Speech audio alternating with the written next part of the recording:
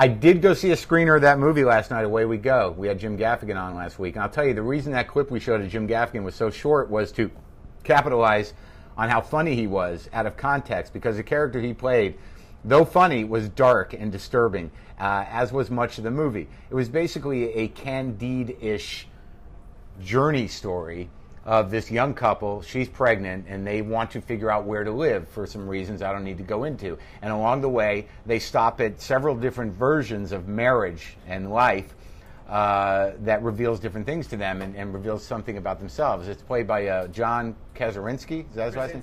John Krasinski and Maya Rudolph. They were very good. It's a little high-minded, and it's a little heavy-handed, and it's a little self-consciously independent, but it was very provocative to me. And some of the minor roles, like Maggie Gyllenhaal, genius. The woman from West Wing, what's her name? Allison Janney was great. Gaffigan was great. The guy from Vicky whatever Barcelona, the character actor that plays one of their boyfriends, he's really good in it. I could have the names if I knew I was going to talk about this. But it deals with this 30-something-year-old couple who are unmarried, and there's issues about her not wanting to get married because of things in her past and him wanting to, and there are issues around whether or not they're going to be good parents or whether or not they wasted their lives and whether or not they were fuck-ups. But to me, it was an exploration of being a late, crashing of the wave boomer, and certainly the first wave of Gen Xers, people who are in their 30s all the way up to my age, is that we're dealing with another version of infantilized adults. When you look at adults and look at what are passing as grown-up movies, like Knocked Up, like this film, like the comedy of Louis C.K., where the honesty of the point of view of people well into their 30s seems very self-centered, very selfish, and very infantilized, becomes very interesting to me, because that is a cultural reality. That is not a fabrication. We are infantile adults, and I had a conversation with my friend Anastasia, last night about the film and about, my parents' generation. My dad being 70, they were also, I guess, early baby boomers, but they were in their late 20s when the 60s happened and blew everything up. But the idea that when you see pictures of people our parents' age, in that time, that their options were different. They seemed so much more mature, so much more grown up. And we do that thing where it's like, oh my God, my mother had me when she was 23. I could never have done that.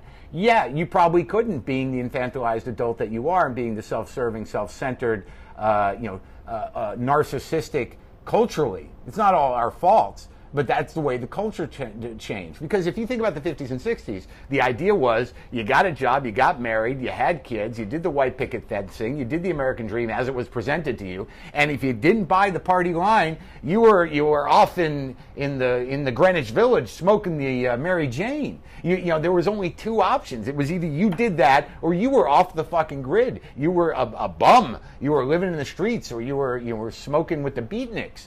I mean, that was the way culture was designed. That was a time of 3 television networks. Rock and roll was rock and roll. Lawrence Welk was Lawrence Welk. And it wasn't until the late 60s till the whole thing exploded. And not only did just the music and the idea of freedom and fight and Vietnam, blow everything apart, but that was the beginning of really a consumerist culture that just broke open. Because if you really think about all the things that they use and they present us as things we need for our life are just small gadgets and appliances to drain us of our money and keep a consumer-based economy going, how can you not be perpetually in a state of like, ooh, look, shiny, new, can I have it? I know I've got the old one, but I want the new one. That there's something that happened culturally that stunted our ability to accept adult responsibilities in the name of I want, and I can be whatever I want, and the world is my oyster, and I don't know any discipline, and I am emotionally 7. So now you have all these adults who are in their mid-30s that literally struggle in a very self-conscious way with the idea and the notion of what an adult is, what are adult responsibilities, and am I one? And, I don't know really what I'm saying other than that this movie had some of that in it.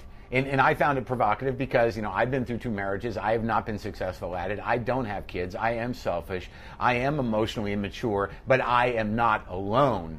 And the bottom line is that, how did our parents do it? They were a lot smaller minded and a lot more guided by culture that had its positives and its negatives to be an adult, to accept responsibility, to acknowledge limitations and work within them. And though there are certain, obviously, horrible things about that in the nature of how the brainwashing and how the cultural stigmas were in place at that time, just because everything is blown open right now does not mean that doesn't exist, that there is something to be criticized about the immaturity and lack of ability to accept adult responsibilities of grown-ups now. And I think that these movies indicate that, and some of them accept it without criticism, but I think this movie in some ways approaches that, sort of taking it on a bit. Had my problems with it, as I said, but ultimately I left having this conversation, so it was certainly worth